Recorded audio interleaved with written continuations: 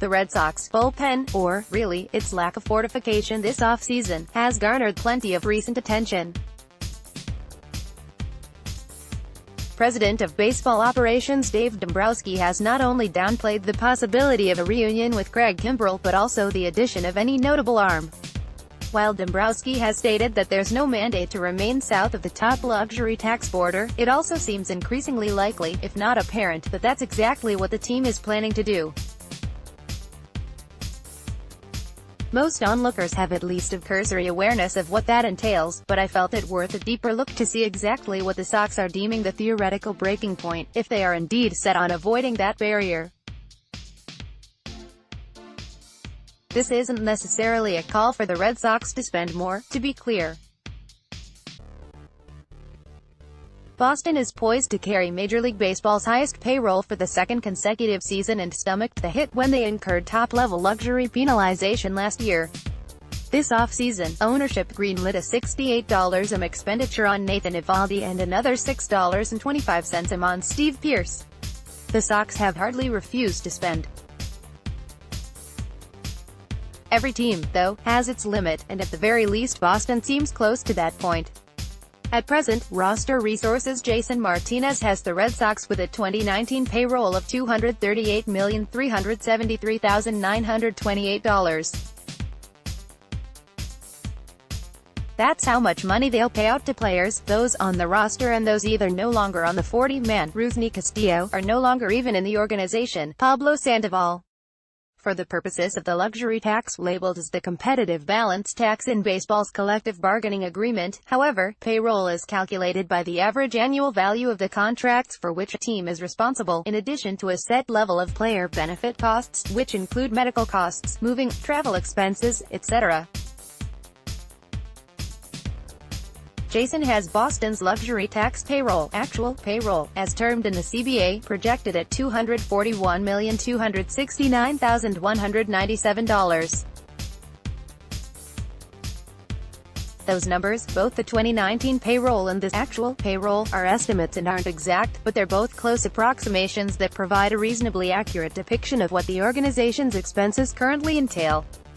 Before delving further into what additional spending would mean for the Red Sox, it's important to note what those numbers mean for the team's current taxation penalties. For the 2019 season, the luxury tax line has been set at $206. Even without re-signing Eovaldi and Pearce, the Sox were always going to be well north of that line.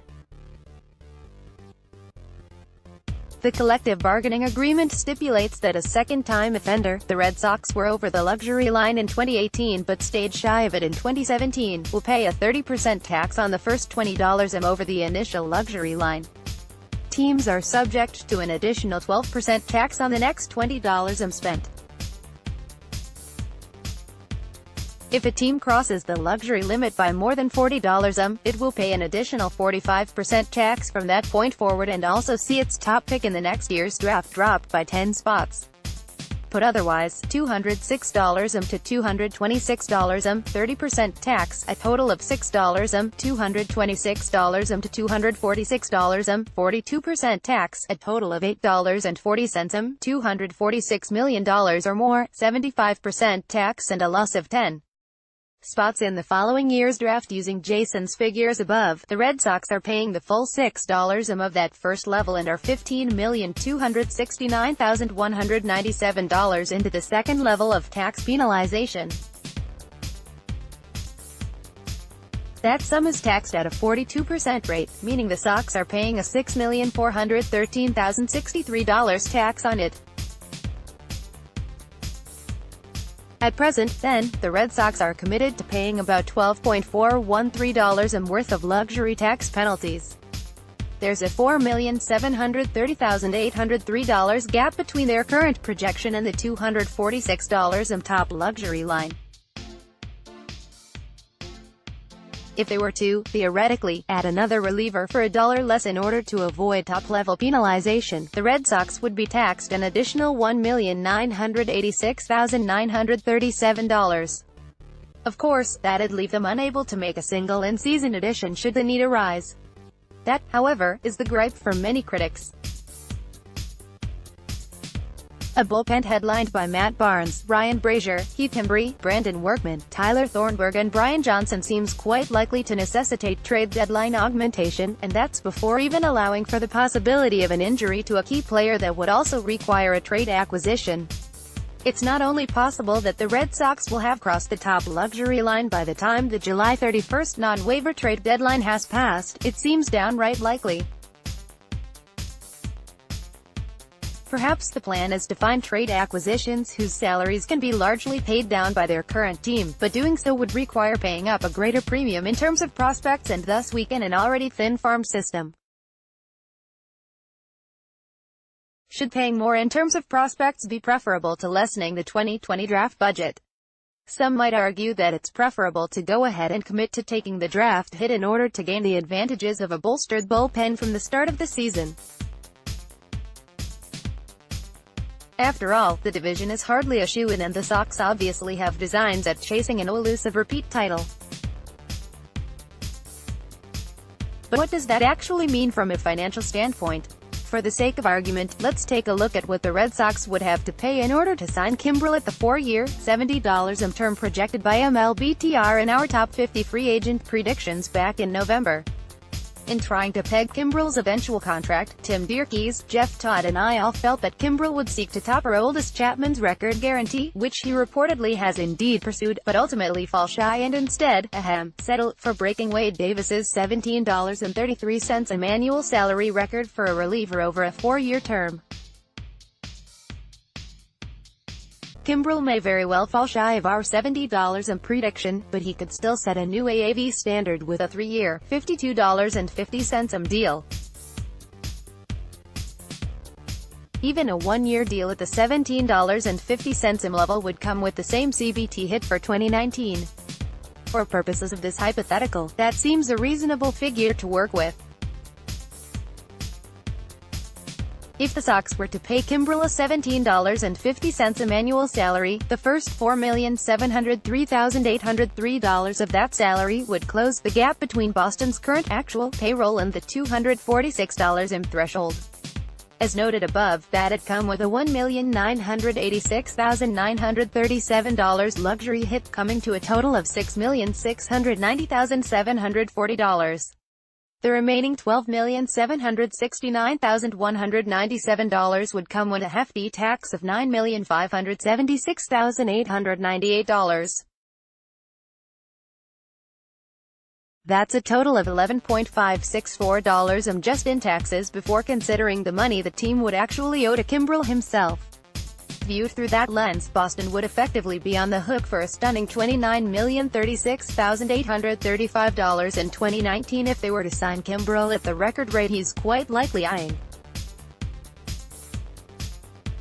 A multi-year deal, of course, might have greater or lesser salaries in its various seasons, though that's all averaged for the CBT, frankly, even beyond any concerns about lengthy commitment to a not-so-youthful reliever. It's pretty clear to see why the Sox don't have much interest in retaining Kimbrel unless his price tag craters, at which point a plethora of other teams would join the bidding. Though the total luxury tax bill would still not make up an enormous amount of the team's total payroll-related spending, it would perhaps turn a Kimbrel signing from a hefty investment to an eye-popping splurge. That math is also informative when examining why the Sox have passed over other top-end relievers. For instance, beating the Yankees' 3-year, $27 offered Adam Ottavino by a margin of $500,000 annually would have still been costly for Boston. As with any contract, the first $4,703,803 of the deal would have been taxed at $1,986,937. The remaining $4,796,197 would come with a $3,597,148. In total, signing Ottavino at a $9.50 annual salary would effectively cost $15.084 in 2019. Boiled down, any relief addition for the Red Sox with an annual salary north of the $4,703,803 gap that exists between their current actual payroll and the $246 in luxury line could be viewed as such, where X equals the average annual value of a new contract, x $4,703,803, x $4,703,803, asterisk 0.756,690,740 equals total 2019 expenditure. All of that, of course, is before even acknowledging the 10-spot drop they'd face in the draft for a second consecutive season.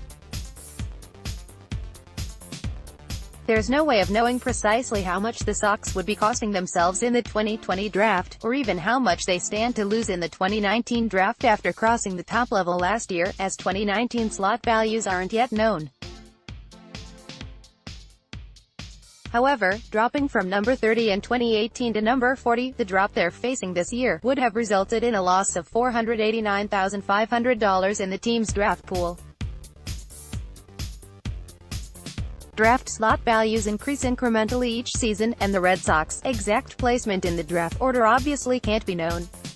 But generally speaking, the Sox would be looking at a 10-spot drop and a loss of at least $500,000 in their 2020 draft pool. Clearly, the price to add a reliever of any significance will be steep for Boston, possibly more so than most would expect before truly diving into the math behind further additions. That said, it's still worth questioning the Red Sox decision to draw a line in the sand at this juncture. The current state of the pen makes it seem likely that Boston will need to add a reliever during the season anyhow, and that could still put the team over the limit while also costing prospects. Beyond that, it's quite likely that this is the last time Boston will ever enjoy the Chris Sale, Xander Bogaerts and J.D. Martinez Isle on the same roster.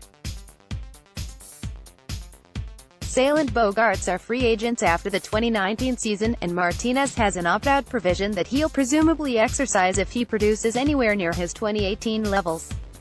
Add in the fact that Mookie Betts can become a free agent after the 2020 season, though the Sox surely hope to extend their franchise player, and there's all the more urgency for Boston to go all out in its pursuit of another championship. Further spending truly doesn't appear to be in the cards for Boston, though perhaps they'll be able to secure one of the market's remaining relievers at a modest $2.3 commitment that'd still allow them to avoid the top line. But the Sox look like they're genuinely poised to enter the season with a glaring weakness, one that'll be tough to account for during the season.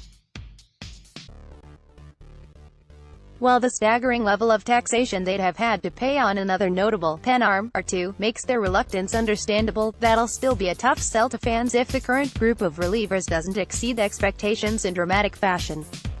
It's an illustration of the potency of the current luxury tax rules, though, of course, the payrolls of virtually every other team in baseball presently reside comfortably out of range of this level of penalties.